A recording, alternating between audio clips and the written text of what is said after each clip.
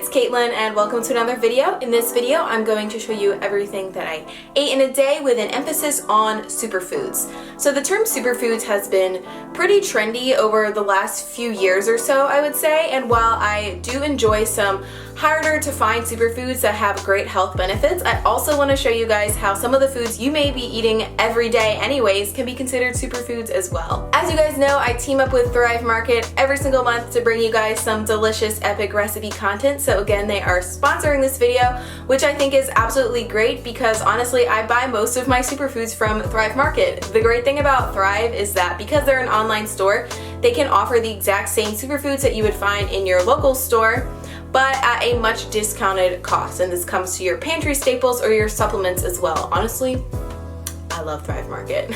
But the good news is for you guys, if you haven't yet tried Thrive Market and you live in the United States, you can just click the link in the description of this video to get a free 1-month trial plus an additional 35% discount off of your first purchase, which is a pretty epic deal. But anyways, let's get on to what I ate on this day, starting with my pre-breakfast. So if you follow me on Instagram, you'll know I've been drinking this green drink every day and it's full of all of my favorite superfoods. So I just make mine in my Ninja blender, which is a small single size blender and works for me. So to start out, I add about 1 cup of coconut water, and I've been loving this cultured coconut water by Goodbelly Probiotics because it is extra probiotics, which are great for gut health and help to clear your skin.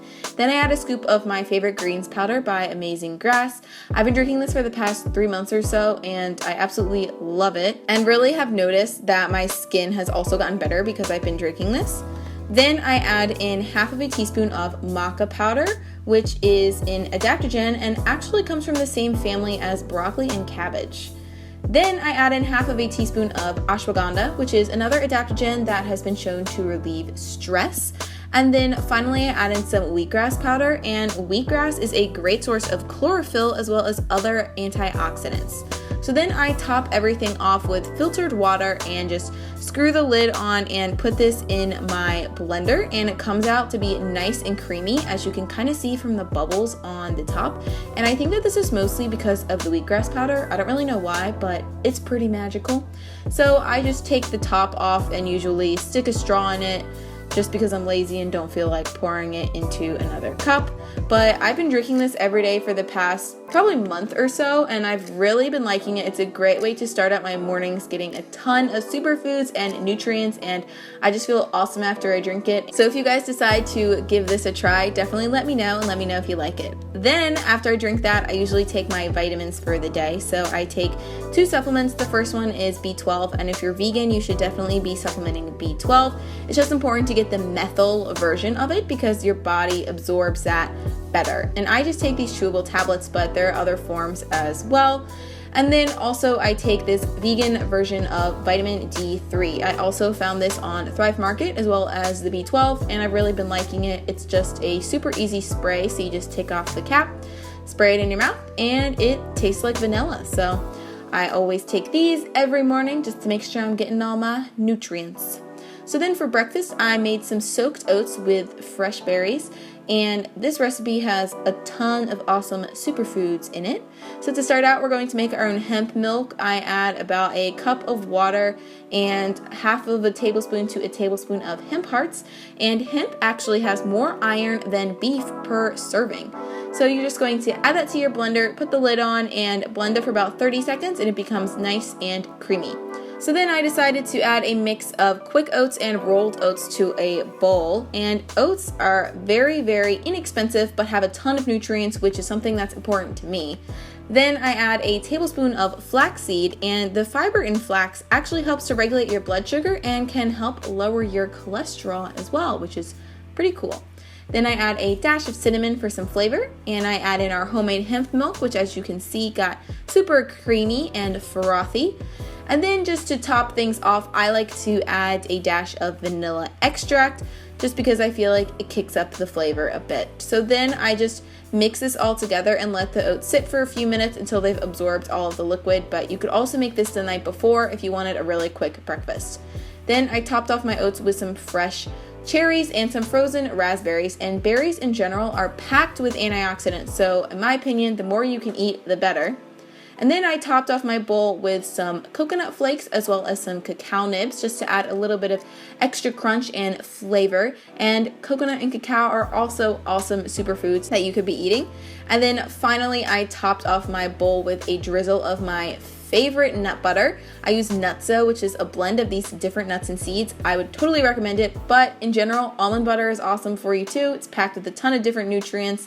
And that's it for this bowl. I've really been enjoying eating cold oats, especially in the summer, just because I find cooked oats on the stovetop just a little too hot in the summer heat, but this breakfast is still super refreshing and keeps me full. So then for lunch, I decided to make a Mexican-inspired pizza. And to start out this recipe, I actually decided to use this raw, gluten-free pizza crust that I found on Thrive Market. It's made from a base of dehydrated vegetables with sprouted buckwheat and flax seeds. So I was really excited that I found it and excited to try it. And buckwheat is also a great source of plant-based protein. One of these crusts had 15 grams of protein. So I just opened up the package and took out one of the pizza crusts and I set it on the plate, and instead of using pasta sauce, I decided to use some leftover salsa that I had as a marinara, and I just spread that all over the pizza so it was nice and even.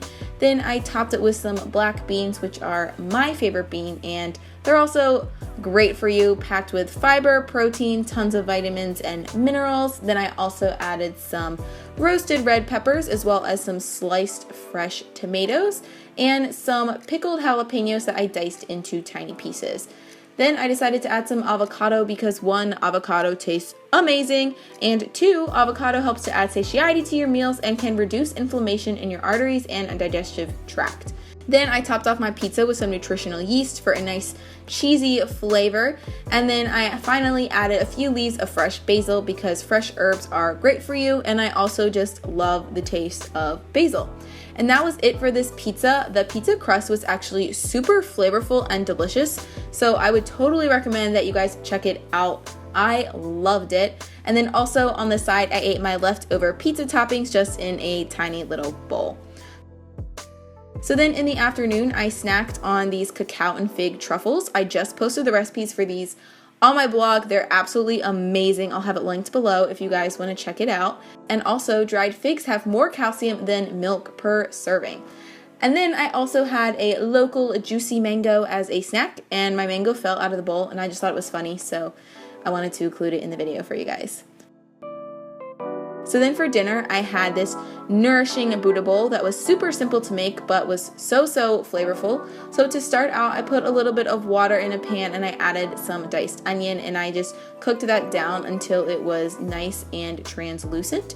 Then from there, I added in about 8 ounces of sliced baby Bella mushrooms, and then I just cooked those down as well in the pan until they had shrunken and released all their moisture. And once most of the liquid from the mushrooms in the pan had evaporated, I decided to add some dried green lentils as well as this wild rice blend that I got on Thrive Market. And wild rice is packed with antioxidants, and it's actually easier to digest than regular rice because it comes from the grass family. Then to this, I added in some vegetable broth to give my rice just a little bit more flavor. And then I stirred everything around until it was evenly distributed, and I just brought the mixture to a boil, and then once it was boiling, I covered it and let it simmer for about 40 minutes until the wild rice was nice and cooked. So while the rice was cooking, I chopped up a sweet potato and I roasted that in the oven to add to my Buddha bowl. I just chopped up one, but if you were cooking this for multiple people, you might want to do more. And sweet potatoes in general are amazing, guys. They're packed with vitamin A and a ton of other vitamins. And I also decided to make a sort of dressing for my Buddha bowl. So I added the juice of 1 lemon to a small bowl, as well as 1 tablespoon of tahini, which is also a really great source of calcium. You can usually find it in the ethnic food section of your grocery aisle or on Thrive Market. That's where I got mine. Then I just mix everything together until it becomes sort of emulsified. And my mixture was kind of thick, so I actually added a little bit more water to it later, but depending how thick you want your sauce to be, you could either leave it as is or add about another tablespoon of water if you want it to be a little bit runnier. So then finally I added some water to a pan, and once it was heated up, I added in a bunch of fresh kale. And dark leafy greens like kale have high amounts of chlorophyll, which can help promote an alkaline body. So I'm pretty lazy, and this is what I do to steam my kale instead of putting it in my steamer. I find that when I just saute it with a little bit of water until it's soft and translucent and bright green, it's pretty much the same as steaming for me, and it just seems like less effort on my end. So I just cook the kale down until it's pretty wilted, as you can see. And it's also easier to digest this way once you cook it a little bit. So then after the kale was cooked, my rice finished cooking up. So I added my rice and lentil mixture with my kale and sweet potatoes to a bowl. And then I just topped it off with that tahini and lemon sauce that we made earlier. I put a little bit on here just for the photo, but I ended up adding the rest later after I filmed this. And that is it for this bowl. It was super nourishing, and you could add any other veggies you have on hand too to make it packed with even more superfoods and nutrients. So after dinner I wasn't too hungry, but I did have a mug of this raspberry leaf tea. I've been having this most nights, and I got it on Thrive Market, and raspberry leaf has been shown to help balance your hormones and improve your energy levels. And that was all the food that I ate on this day. Alright guys, that is it for this video. Let me know what your favorite superfood is in the comments below, because I think that would be pretty interesting to find out. Also, be sure to check out that discount link for Thrive Market if you haven't already. And if you like what you see here and you're not already subscribed to my channel, you can click that little button down there. I post 2 new videos every single week, so you can come in and join on the epic food fun. Yeah. Alright, thank you guys so much for watching, and I will see you in the next video. Bye!